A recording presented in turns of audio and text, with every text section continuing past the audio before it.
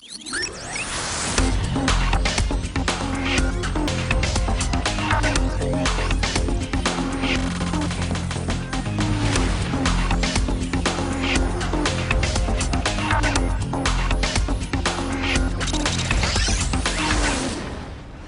salgo en mi bicicleta, que es mi vehículo, salen junto a mí con autos, me persiguen y pasan a alta velocidad, desaparecen y aparecen en una calle de pronto, poniéndome en peligro. Van a la puerta de mi casa, de mi familia, como forma de presión. En el 11 de julio, la seguridad del Estado y el Partido Comunista asaltaron mi casa, rompieron todo, tiraron la Constitución al piso, robaron las firmas y pusieron grandes letreros que decía agente de la CIA, pa' allá gusano. Muy buenas y bienvenidos a este programa especial. Lo persiguieron hasta que lo asesinaron. Sucedió un 22 de julio del 2012 y todavía la fecha está realmente presente para nosotros. Nunca se olvidará. Pensaron de que no iba a haber testigos y los testigos que existían, ellos iban a lograrlo callar por vida. Pero los testigos no se callaron, prefirieron no callar. Y precisamente hoy uno de esos testigos está aquí para dar testimonio. Un testimonio muy dramático de lo que sucedió ese 22 de julio posteriormente. Tenemos con nosotros a Ángel Carromero. Gracias por acompañarnos, un verdadero placer. Muchas gracias. Y te decía al principio algo que quiero repetir, ¿no? Por supuesto que como periodista me encanta que estés aquí. Me parece importantísimo. Pero más que como periodista, como ser humano, te quiero dar las gracias porque has decidido no callarte. Has decidido precisamente hablar cuando lo más cómodo para ti hubiera podido ser acogerte al silencio y los beneficios del silencio para ti hubieran sido tremendamente rentables. Has escogido hablar y eso tiene un costo y te lo quiero agradecer. Pues muchas gracias. Tiene un costo, como efectivamente dices, pero tiene también algo impagable, ¿no? Y es que yo duermo muy bien, duermo con la conciencia tranquila de haber hablado y haber dicho lo que realmente pasó, a pesar de que tenga consecuencias negativas para mí. Efectivamente. ¿Por qué Carromero se decide hablar? Porque conoció a un hombre excepcional, un hombre que estuvo básicamente dispuesto a dar su vida y se la arrebataron en un momento dado. Un hombre que fue un parteagua en la historia de nuestra patria. Vamos a conocerlo más. A Osvaldo Payá Sardiñas. No tengan miedo, asuman su misión. Tras la visita a la isla de Su Santidad Juan Pablo II y aquellas históricas palabras exhortando al pueblo cubano a no tener miedo, surge una iniciativa popular en Cuba encabezada por el movimiento cristiano Liberación, el Proyecto Varela. Su objetivo, desde la Constitución vigente en la isla, generar un espacio para la oposición interna que demanda la necesidad de cambios políticos, económicos y sociales. El proyecto Varela es, en esencia, una solicitud ciudadana, no es un programa de la oposición, es una solicitud de referendo, donde los ciudadanos, apoyados en la Constitución de la República, que reconoce el derecho a tener una iniciativa legal por parte de los ciudadanos, si lo hacen en número de 10.000 electores, en este caso se solicita que se realice un referendo, una consulta popular. Efectivamente, esto es lo que provoca la ira del régimen, lo que provoca que la Constitución castrista se haya tenido que cambiar y lo que provoca que Ángel viaje a la isla a conocer a este hombre excepcional, viaje que cambia su vida y cambia probablemente la historia de Cuba. Regresamos en solamente unos segundos con la historia de Ángel Carromero, básicamente escrita en un libro que nos viene a presentar a nuestra ciudad de Miami y que partes de él va a compartir con nosotros. Muerte bajo sospecha. Regresamos.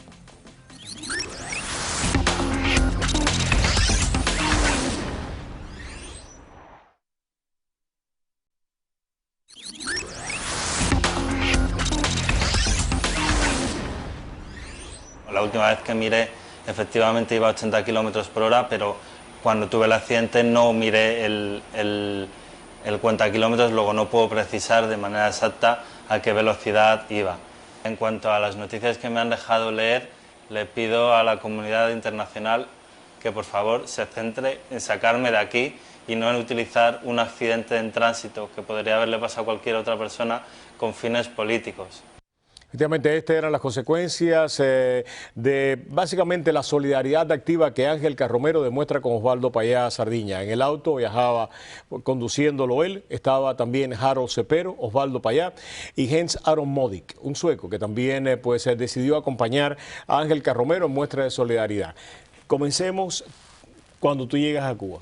Básicamente, te encuentras con Osvaldo y deciden ir en un recorrido que ya tú me decías que cuando se inicia esa mañana tenía, pues básicamente, pues a ti por lo menos te había preocupado. Cuéntame. Efectivamente, cuando yo conozco a Osvaldo, nos ponemos en contacto con él, lo primero que nos advierte es que él está constantemente seguido por la seguridad del Estado y hay que extremar las precauciones y nos pide que vayamos a Oriente con él, a Santiago de Cuba.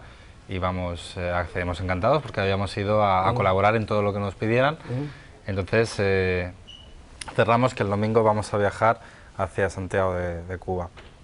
El día de antes de viajar, Osvaldo me cuenta que hacía un par de meses él iba con su mujer, con Ofelia, y que un coche les había impactado, les había golpeado por la parte de detrás. Les habían sacado rápidamente unos militares y les habían llevado a un hospital y que nunca se había descubierto quién les había dado. Yo en ese momento llamo a Madrid y a Suecia e informo de, oye, me acaban de decir que tener cuidado, me acaba de decir Osvaldo que ha tenido un intento de atentado contra él y su mujer, nosotros vamos a montarnos en el coche con él mañana y nos vamos a ir a Santiago de Cuba. ¿Qué hacemos? Yo estaba preocupado. Y efectivamente a Osvaldo le seguían y efectivamente el gobierno cubano, que cree que todas sus acciones son impunes, no lo ocultó. Nosotros salimos desde La Habana a las 6 de la mañana. Pues muy bien, a esa misma hora, a las 6 de la mañana, había un tuitero del régimen que publicaba un tuit en el que decía que Osvaldo estaba saliendo de viaje de vacaciones hacia Varadero. Que bien vive la gusanera, algo así era, despectivo. ¿Por qué sabían que Osvaldo estaba saliendo de viaje? No íbamos a Varadero, íbamos a Santiago. ¿Pero por qué lo sabían? ¿Por qué publicaron a esa misma hora que salíamos ese tuit? Era como una advertencia. Era una advertencia. Ustedes terminan de hacer lo que van a hacer en Oriente y vienen ya de regreso a esa hora. No llegamos a, no llegamos a Santiago. Okay. En el recorrido nos siguió varios coches. Y ahí es donde viene el impacto. Claro, hasta que el último de ellos es el que nos viene más a la zaga. Son de la seguridad del Estado. Osvaldo y Harold lo vieron y entre ellos decían, se referían como la comunista a la seguridad del Estado. Y una vez que ya nos percatamos que nos estaban siguiendo muy de cerca, yo pregunté, digo, ¿qué hacemos? ¿Paramos? ¿No paramos? Y lo que me dijeron es, sigue normal y extrema las precauciones para no dar ningún motivo para que nos paren y sigue tranquilo y sigue normal. Yo les iba bien en el retrovisor hasta que finalmente nos impactaron. ¿En ese momento lo sacaron? Nos sacaron de la carretera, yo perdí medianamente la conciencia y enseguida dos personas me sacan a mí del coche. Cuando sacan, una pregunta, cuando a ti te sacan de la carretera, ¿tú impactas un árbol? ¿Qué va? No hay... Esto es parte del montaje. Eso es un montaje, que luego hablaremos sales de la carretera. Nos sacan de la carretera, yo me quedo medio atontado y acto seguido dos personas abren mi puerta, me sacan del coche a un coche con una puerta corredera, una furgoneta. O sea, tú no has podido ni siquiera reaccionar, te han abierto el coche y te han sacado. Me han sacado y me han metido en una furgoneta. ¿Tú viste lo que dijo el gobierno cubano precisamente cuando eso sucedió? No, míralo para que lo comparta, para que lo veas por primera vez. Adelante.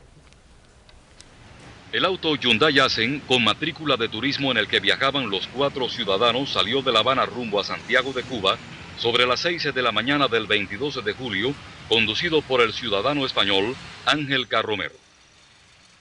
El sueco Jens Aron viajaba en el asiento delantero derecho, mientras que los cubanos Osvaldo Payá en el asiento trasero izquierdo y a su lado Harold Cepero. Estos dos últimos no llevaban puesto el cinturón de seguridad.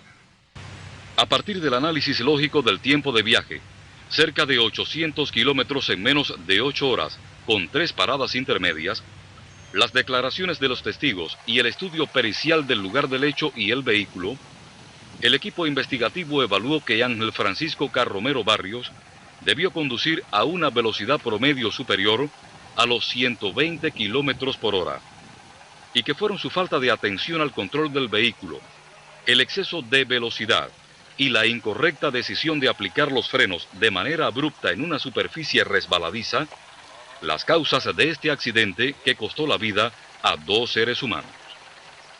Esta es la historia del régimen castrista. Ahora ustedes van a escuchar la verdadera historia. Adelante. Es ridículo. Aquí ha habido dos cosas que evidencian que con sus propias mentiras, su propio vídeo, ahora lo vamos a desmontar. Dicen que iba a una velocidad media de más de 120 kilómetros por hora. Esto quiere decir que habría momentos en los que iría a más de 200, cosa que es imposible. Quien conoce Cuba sabe que las carreteras...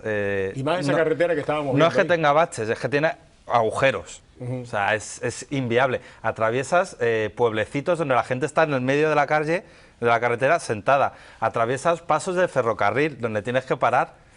Es inviable, lógicamente. ¿El auto quedó así tan destruido? Para nada. Y además, si ven ese vídeo, hemos sacado las fotos. Hemos sacado instantáneas de ese vídeo en el que se ve que han tocado el parachoques delantero y trasero. Si ven las fotos sacadas de su vídeo... Ahí está el voto... Mira, ahí está el parachoques delantero puesto. Y el trasero también. Si nos vamos un poco más adelante en el vídeo, vemos que mágicamente desaparece ese parachoques. Se han llevado el parachoques delantero y el parachoques trasero. ¿Cómo es posible que la escena de un accidente, se supone, modifiquen? Mire, en esta foto ya no está el parachoques delantero. Ya se lo han llevado. Y siguen ahí los militares haciendo fotos. ¿Por qué se llevaron los parachoques? ¿Muere Osvaldo y muere, Harold en el accidente? Para nada. Lo primero, que no hubo accidente. Y lo segundo es que Harold le llegó a dar al ciudadano sueco, a Aaron, sus 2 teléfonos. Esto es bien importante. Repite esto que tú acabas de decir en este momento. Harold no solamente sobrevive, sino que está en capacidad de entregarle a Aaron los 2 teléfonos. ¿Y cómo tú sabes esto? Porque Aaron, nada más llegar al hospital, me los dio a mí. ¿Tú llegaste a tener estos teléfonos en su posesión? Yo tenía los teléfonos de Harold, que se los dio a Aaron. Pero porque es muy lógico. Nos han parado. Está la seguridad del Estado que nos va a acoger. Lógicamente, los teléfonos de los 2 disidentes cubanos se lo dan a Aaron para que no se los vayan a quitar, porque es menos frecuente que a Aaron, que es un europeo, le vayan a quitar los teléfonos, claro. Así como...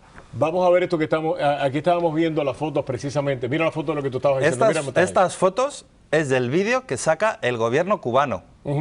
Que me expliquen por qué, si el coche sigue en el mismo lugar, está la misma maleza, le han quitado los parachoques, el delantero y el trasero. Y si vemos la foto lateral del supuesto golpe, ¿cómo es posible que esté abollada la puerta, pero el embellecedor no está abollado? Está completamente abollada la puerta y el embellecedor está perfectamente puesto. Aquí atrás, ahí está el guardabarros. Mírale. Claro. Y luego sale otra foto que está perfecto, que no está golpeado. Y miren ahí el embellecedor. ¿Esto lo hicieron después?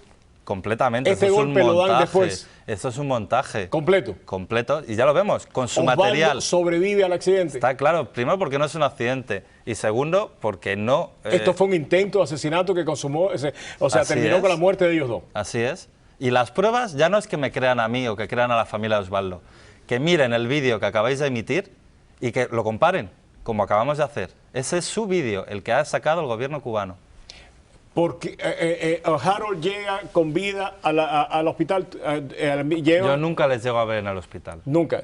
Yo nada más llegar pregunto por el resto de las personas. Pero Modic sí lo llega a ver. Claro, yo nada más Modic llegar... sí te confirma a ti, Harold ha sobrevivido y me ha dado 2 teléfonos. No, lo que me dice Aaron es toma los teléfonos y me los da y yo soy el que me quedo los teléfonos de Harold. ¿Qué hiciste con él? Y ahí los guardé. Y con una vez guardados, yo que estaba desesperado, digo, hay que borrar el contenido de estos teléfonos. Entonces, en uno de los descuidos pedí ir al baño, saqué las tarjetas SIM, porque eran los típicos móviles Nokia antiguos que sacabas la batería, tiré las tarjetas SIM al váter y luego en la camilla, debajo de la sábana, me puse a borrar todo el contenido. Y a continuación los metí en una bolsa que habían dejado a mi lado y nunca me preguntaron por esos teléfonos. ¿Por qué? ¿Qué pasó Porque con esos teléfonos se los quedaron ellos. Esos teléfonos evidencian que Harold estaba, no solo que estaba vivo, sino que estaba en perfectas condiciones como para coger sus teléfonos y dárselos al otro europeo. Hans, en algún momento, Modic, en algún momento tú hablas con él. Durante el periodo, ya después de este intento, o sea, de este accidente, de este asesinato, ¿tú logras hablar con él? Nosotros ustedes lo tuvieron separado todo el tiempo. Un segundo cuando le trajeron y de ahí no vuelves a hablar con él. Y ya no vuelvo a coincidir con él. Hasta que sales de Cuba. Hasta que salgo de Cuba. Hasta que sales de Cuba. ¿Qué te decían a ti de él? Pues que él se había quedado callado, que había dicho que no recordaba nada y que había grabado una rueda de prensa a los 4 o 5 días en los que decía que Cuba era maravillosa. Wow. A ver, estaba obligado. Si él quería regresar a su país, tenía que grabar esa rueda de prensa. Módic ha decidido callarse, tú no. ¿Por qué Módic se calla? Es muy dura la experiencia que nos tocó vivir. Yo no puedo ni quiero juzgarle. ¿Has hablado tú con él después que saliste de Cuba? Sí, y me dice que no se acuerda de nada. Te dice a ti que no se acuerda de nada. Sí. Y se ha convertido en diputado en Suecia precisamente por esa amnesia electiva que ha escogido, ¿no? Bueno, yo escogí hablar y por eso no me han indultado. Y por eso no te han indultado todavía. De hecho, es muy curioso, porque a la vez que a mí me trajeron a otro preso, también español, condenado en Cuba por narcotráfico. Ese preso, nada más llegar a España, pidió el indulto. Yo nada más llegar a España, la familia de Osvaldo Payá pidió el indulto para mí. Bien, a este señor se lo han concedido, han indultado al preso que trajeron a la vez que a mí, por narcotráfico, alegando que el juicio no fue legal y que él fue sometido a mucha presión. Bueno, mi juicio tampoco fue legal y yo sí que tuve presión. Y a mí, sin embargo, no... El vídeo con el que abríamos el programa, ese vídeo propio de Al Qaeda, con unas cortinas por detrás, leyendo yo, con la cara amoratada, que estoy ya ahí sedado, ahí estoy leyendo y diciendo lo que el gobierno quiere. Y se ven dos cosas. Yo tenía que hacer lo que me pedían los militares, porque si no, hoy no estaba aquí hablando. Punto número 1. ¿Te hubieran matado? Seguro, seguro. Y de hecho mi miedo también era grabarlo y hacer lo que ellos querían y que me mataran de igual forma. Entonces mi pensamiento fue, Dios mío, que alguien que vea el vídeo se dé cuenta por lo menos que este vídeo está editado. Hay momentos en los que aparezco, como en esta imagen, con los dos botones cerrados, y en otra imagen aparezco con los botones completamente abiertos. Y ellos, sin embargo, lo editan como si fuera del tirón una declaración mía. Una de las cosas más difíciles de entender para aquellas personas que no han tenido que vivir en una sociedad totalitaria o bajo un régimen como esto, es cómo se puede desmontar a un ser humano y cómo se le puede obligar a decir estas cosas. Los crímenes de Stalin fueron básicamente la presentación de cómo se podía lograr esto. Muchos de las personas que Stalin terminó fusilando, pues escribían cartas alabándolo a él y declarándose culpable.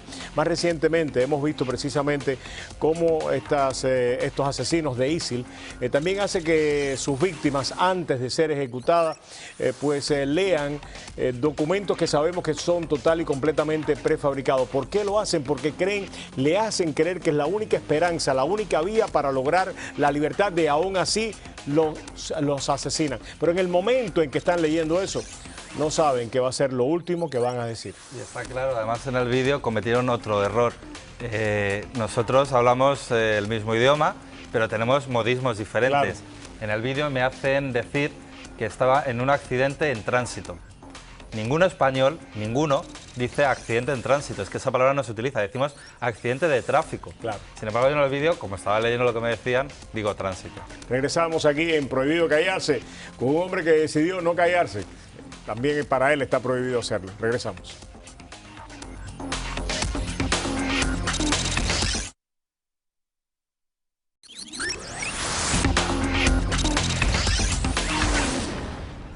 Okay. Regresamos aquí a Prohibido Callarse con Ángel Carromero. Ha escogido hablar a un costo muy importante para él, un costo altísimo. Está presentando un libro donde lo cuenta todo. Ángel Carromero, toda la verdad sobre el caso Payá, muerte bajo sospecha. Cuenta el asesinato de Osvaldo Payá Saldiña, de Harold Cepero. Ambos sobrevivieron a la embestida que se les hizo a su automóvil y pensaron que nadie iba a hablar. El Módic optó por una amnesia selectiva. Ángel Carromero, antes de empezar el programa, me decía, el costo es alto, pero dormir tranquilo, pues vale la pena pagar ese costo. Muchos de nuestros televidentes han pasado por las prisiones políticas castristas, pero muchos no. Muchos no pueden entender. ¿Cómo fue cuando te detienen? ¿Cómo fue ese proceso? Nada más detenerme, me metieron en un calabozo en Bayamo, que es una prisión de hace 70 años, en mitad de la jungla, en mitad de la nada. Allí las condiciones sanitarias eran mínimas, estaban los saltamontes, las babosas, los bichos dentro de la celda, la ducha donde se supone que nos teníamos que asear, yo y otro preso, era un agujero en el techo del que caía agua una vez al día, y el váter no tenía cisterna, luego había que vaciar uno de los cubos que había que llenar cada vez que lo utilizábamos. Y eso fue horroroso. En ese calabozo es donde me tenían para que grabara el vídeo. ¿Qué te decían para que grabaras el vídeo? Es que era muy joven, tenía 26 años y que tenía dos opciones, o colaborar y volver a mi casa o no volver nunca. ¿Qué tú le decías en ese momento? Pues que iba a colaborar, porque no tenía opción. Es que hoy si no, no estaría aquí hablando, contigo. Y luego en la cárcel de Cien y Aldabó, los cubanos que conocen la isla, que han estado allí, no la llaman así, la llaman Cien y se acabó. Porque una vez que entras, ya no sales y si sales tan mal que ya no vuelves a ser el mismo. Es un lugar de instrucción, como llaman ellos, pero que realmente es un lugar donde te presionan tanto hasta que confiesas lo que ellos quieren. Una de las peores cosas a las que me sometieron estando allí es que hasta el mes de noviembre, que es cuando el gobierno español y el gobierno cubano empiezan a negociar para devolverme a mi país, hasta el mes de noviembre, y es desde julio, me sacaban de la celda una vez cada 2 o 3 semanas. Wow. En España, en Estados Unidos, en todos los sitios, a todos los presos les sacan una vez al día. ¿Te interrogaban mucho? Claro, ellos creían que era gente de la CIA. Yo hice un curso en Nueva York, he viajado varias veces a Estados Unidos y ellos pues llegaron a la conclusión que era gente de la CIA, nada más lejos de la realidad. Cuando tienes contacto con funcionarios de tu país, ¿le cuentas lo que te está sucediendo? ¿Le cuentas esto no es nada? Yo no pude hablar con nadie a solas. Nunca estuve a solas. Cuando estaba con el cónsul, siempre había un teniente coronel al lado. Okay. Los dos sabíamos, tanto el cónsul como yo, que era ridículo, que no podíamos hablar en libertad, ni él, porque me ponía a mí en un compromiso, ni yo, porque me estaba jugando el pescuezo. ¿Tú crees que los funcionarios de tu gobierno en Cuba sabían de que todo esto era un montaje? Por cómo me trataron está claro. ¿Los propios funcionarios? Sí. ¿Cómo te trataron? Era la complicidad. Al final desarrollas una complicidad para poder hablar sin palabras, para que no te detecte el militar que tienes al lado, ¿no? Y sí, de hecho, antes de volver a España, el cónsul me dijo que cómo estaba la situación, que había gente que quería que hablara y gente que no, y que hiciera lo que me dictara mi conciencia, y así he hecho. Mi conciencia me ha dictado hablar y es lo que estaba haciendo desde entonces. Pero ¿tú crees de que ellos en todo el momento, los funcionarios españoles que tuvieron contacto contigo, sabían de que no había habido tal accidente, que tu auto había sido investido, de que Harold había sobrevivido, que Osvaldo había sobrevivido, que ambos habían sido asesinados? No sé hasta qué nivel de información tenían, pero yo estoy seguro que sabían que estaban tratando con un español que era inocente. Cuando tú llegas a España, me imagino que te sientas con ellos y le dices, todo esto es un montaje. Nada más llegar a España, llamo porque llegué a la cárcel de Segovia, tuve que estar ahí 2 semanas hasta que me dieron la semilibertad, porque eso es un procedimiento que en un Estado de Derecho hay que cumplirlo, claro, aunque se haga reconociendo una sentencia de una dictadura como es Cuba, ¿no? Lo primero que hago es llamar al hermano de Osvaldo, a Carlos, para le digo, Carlos, estate tranquilo, no me voy a quedar callado y voy a contarlo todo. Y efectivamente es lo que hago. Cuando salgo en enero y llego a mi casa... ¿Te pusieron presión de las autoridades del PP, las autoridades de tu propio partido al cual tú servías, o sea, con el cual tú trabajas? Sigo, de hecho acabo de ganar un congreso y soy secretario general de las Juventudes del PP. Yo hablé con mucha gente y había gente que me animaba a decir la verdad y gente que me animaba a quedarme callado. Yo hice lo que yo quería hacer y lo que quería hacer era decir la verdad. ¿Tú crees que España ha actuado a la altura de la circunstancia? Muchas personas que le han dicho esto debe investigarse hasta las últimas circunstancias. España, para traerme de vuelta, tuvo que aceptar la validez del juicio cubano. ¿Y no ponerla en entredicho nunca? Nunca. De hecho, a mí se me imposibilitó, en el momento en el que se me llevó a España, a que pidiera reabrir el caso. Mismamente, con el vídeo que hemos visto y las contradicciones en las fotografías de los parachoques quitados y puestos, con eso ya podría pedir la revisión del juicio. Pero una de las cláusulas que tuvo que firmar mi gobierno para traerme de vuelta es que yo no podía pedir la revisión del juicio. Y más que no podía, probablemente que no querían que hablara. Me imagino que no querían que hablara tampoco y estás hablando.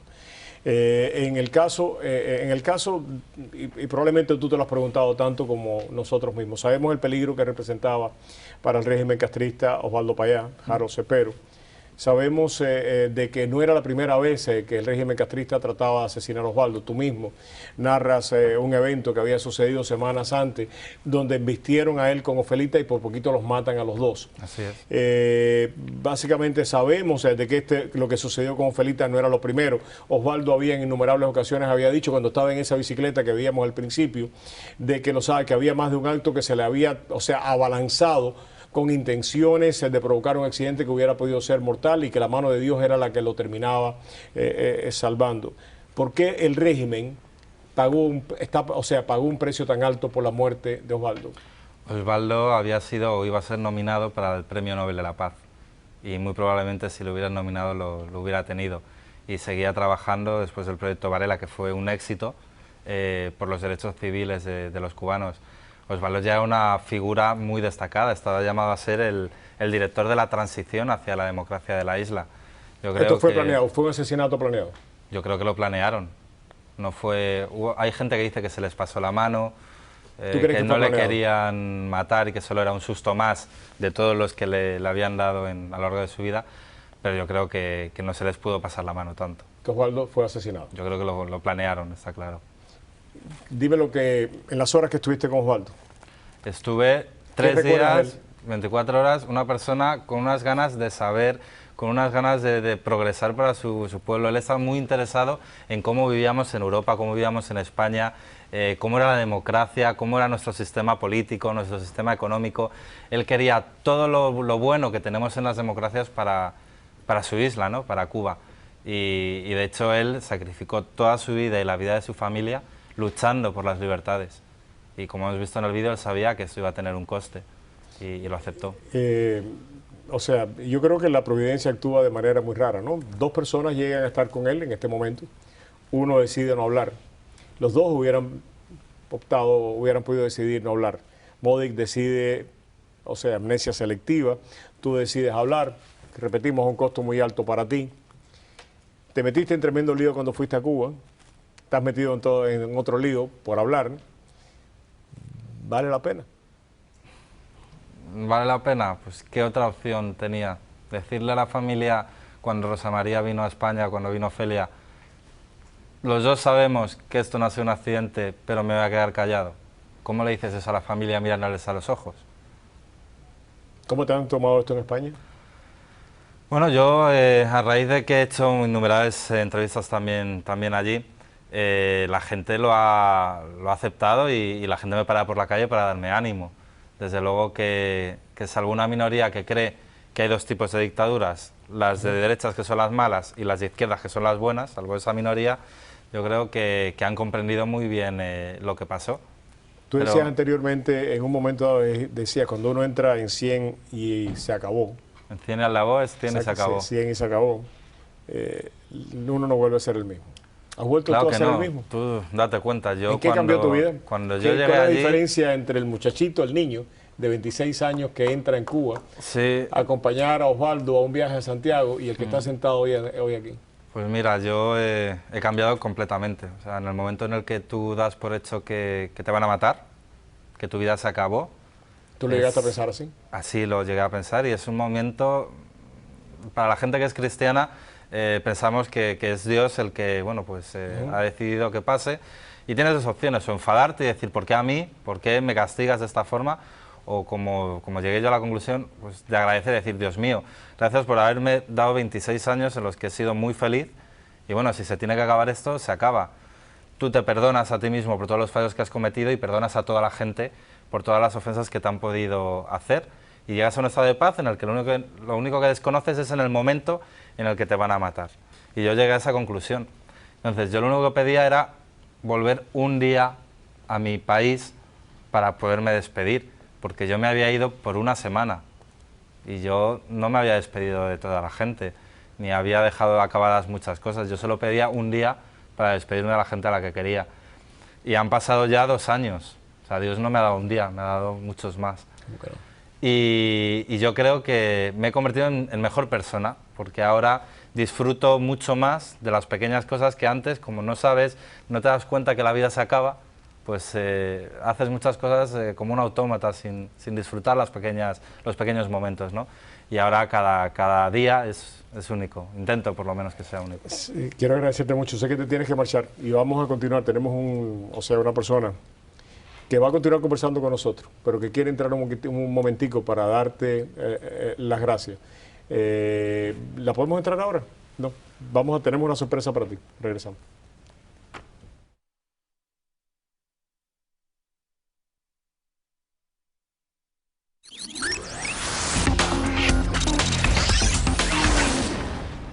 Ok, seguimos acá en Prohibido Callarse. Tenemos con nosotros a Ángel Carromero, está aquí en Miami presentando su libro Muerte bajo sospecha, toda la verdad sobre el caso Osvaldo Payá Sardiña. Él decidió básicamente hablar porque no podía aceptar vivir en silencio. Hay una persona que se lo quiere agradecer, está aquí en el estudio, vamos a darle la bienvenida. Adelante. ¿Por dónde está? Porque no. Ok, ya está entrando. Creo que está ahí. Pero creo que... ¿Ya está ahí? Sí. Aquí la tenemos. Ven para acá. Ven para acá. Hola, ven para acá. ¿Cómo andas? ¿Cómo tú estás? Bien. Gracias por venir. Aquí lo tienes. ¿Cómo estás? Rosa. Nada. Qué bueno que estés aquí. Te lo quiero agradecer mucho, ¿no? Porque ha sido un programa muy emocionante. Y además yo creo un programa muy necesario para todos. Es como una especie de catarsis en la cual podemos decir, a pesar de lo doloroso que es, su muerte no ha sido en vano. Carromero está contando cómo fue asesinado. Para todos nosotros es importante de que esto pues no termine, y la presencia de él aquí y la tuya, que ha sido incansable a través de todo este proceso, realmente para todos los cubanos es realmente un momento muy emocionante. Gracias, Rosa María. No, muchas gracias a ustedes por invitarnos, por darnos la oportunidad una vez más de repetir lo que Ángel dijo desde el principio, lo que nosotros dijimos desde el principio. Esto no fue un accidente, esto fue un atentado, y Ángel está en Miami repitiendo la verdad e intentando conseguir esta investigación independiente del gobierno cubano que pueda llevarnos a una corte internacional, que pueda poner a las personas responsables de este atentado y a las personas responsables de la represión en Cuba, pues como lo que son, como criminales. Una de las cosas que le preguntábamos a Ángel, ¿no?, es ¿por qué? ¿Por qué lo asesinan a él y a Harold? Yo creo que no hay una razón para matar a nadie. Tampoco además creo... no era el primer intento de asesinato que tu padre había sufrido. Mi papá recibía amenazas de muerte cotidianamente. Un mes y medio antes intentaron matarlo, embistiéndolo también. ¿Con tu mamá? Mientras estaba manejando con mi madre por las calles de La Habana. Esto fue un último intento que hicieron, y esta vez lo hicieron mal, ¿no? Esta vez lo hicieron mal. Y los mataron a los dos. No significa que haya sido casual, que haya sido un accidente. El gobierno cubano tenía la determinación de matar a mi padre y así lo hizo. Y Ángel ha tenido la determinación de vivir en la verdad, de contar lo ocurrido desde el principio, como lo hizo también desde el principio por teléfono cuando tuvo la oportunidad de hablar con sus amigos en España, y como lo hizo desde el momento que salió del secuestro en el que estuvo durante meses en Cuba. Una de las cosas que le preguntábamos es precisamente a él por qué él lo hizo, ¿no? Y dijo que era imposible vivir con ese secreto adentro, que no hubiera podido él realmente nunca vivir tranquilo con sí mismo. Y es importante que lo haya hecho. Cuando tú te enteras por tu tío, porque él me dice que la primera persona que llamas a tu tío y le dice yo no me voy a quedar callado, me imagino que tu tío te llamó en ese momento y te dijo haber logrado hablar con Ángel, Ángel no se va a quedar callado. ¿Cómo te sentiste en ese momento? Nosotros sentimos alivio, realmente. Y después, después Ángel me llamó a La Habana casi inmediatamente que pudo, ¿no? Unos días después recibo la llamada de Ángel confirmándome. Yo lo sé todo y yo lo voy a decir todo y voy a decir todo lo que sé. Después de meses en los que intentábamos verlo y no podíamos, después de meses en los que intentábamos también conversar con Aaron Modic y Aaron nunca todo lo que teníamos eran evasivas o desmemorias, pues de pronto encontrar a una persona con el valor de Ángel y con la dignidad de vivir en la verdad y con la libertad que tiene, porque ese grillete, que no sé si lo he enseñado, pero ese grillete que tiene en la pierna es solamente para su pierna. Ángel ha sido capaz de vivir en libertad dentro de Cuba y también en España, donde ha recibido presiones, donde ha recibido amenazas para que se quede callado, para que no diga la verdad, y sin embargo ha sabido vivir en libertad y ha sabido además ser coherente con lo que piensa y con lo que es la realidad de lo que pasó y con lo que es la realidad de los cubanos, a pesar de la campaña mediática en su contra, a pesar de la desmoralización que intentaron, a pesar de todas las estrategias del gobierno cubano intentando desvirtuar la verdad, intentando primero hacerlo parecer por un accidente, después hacer parecer que se les fue la mano, todo para enmascarar lo que ya sabemos, ¿no? Esto fue un atentado. Y precisamente Osvaldo nos ha dado muchos recuerdos, ¿no? Entre ellos esta entrevista que realiza aquí en Miami, que me parece que vale la pena, con nuestro colega de Univisión, Jorge Ramos. Me parece que vale la pena compartir y recordar a este Osvaldo que siempre vivirá entre nosotros. Señor Payá, ¿se vale intentar matar a Castro para cambiar el régimen? No. No se vale tratar de matar a Yo Castro. no soy juez de nadie, pero le digo que la muerte no trae la libertad. Categóricamente. Los individuos y los grupos que o han tratado o piensan tratar en asesinar a Castro. Usted está hablando de asesinato. ¿Usted cree que el asesinato puede ser un medio Le pregunto, liberador? ¿es una Usted lo ha calificado ya. ¿Es una forma de cambiar el régimen? No, eso, bueno, podrá ser una forma de cambiar el régimen, pero no es una forma de liberar a Cuba. Es algo que usted no apoya. Es algo que yo no apoyo, es algo que yo repudio. Hay una apertura. Castro ha ido perdiendo el control del país. No hay una apertura. No Puede hay. que haya ido perdiendo control, pero no porque haya una apertura. Se ha ido desgastando. El pueblo va renaciendo y el régimen va acabando. Y con eso lo dejamos. Muchas gracias. Óigame, usted no es fácil. Usted tampoco. Esta parte de la entrevista me parece genial. Usted no es fácil, le dice él a Jorge Ramos. Y Jorge Ramos le contesta, usted tampoco, no lo era, no se dejaba intimidar por nadie. Quiero agradecerte a ti en nombre de muchísima gente, ¿no? Y no solamente cubanos. Yo creo que cuando una persona actúa de manera cívica, no importa donde tú hayas nacido, se agradece.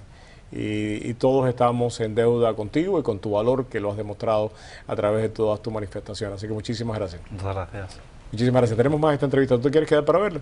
¿Tú te puedes quedar? Sí, yo me Más puedo esta entrevista. Vamos a ver esta entrevista. Ángel se tiene que ir, pero vamos a regresar con más de esta entrevista que Jorge le hace para allá. Y tenemos otros recuerdos de este Osvaldo Payá Sariña, que todavía vive en Cuba y entre todos sus amigos. Muchas gracias. Un fuerte abrazo y recuerden, Muerte bajo sospecha es el libro de Ángel y lo está presentando allá.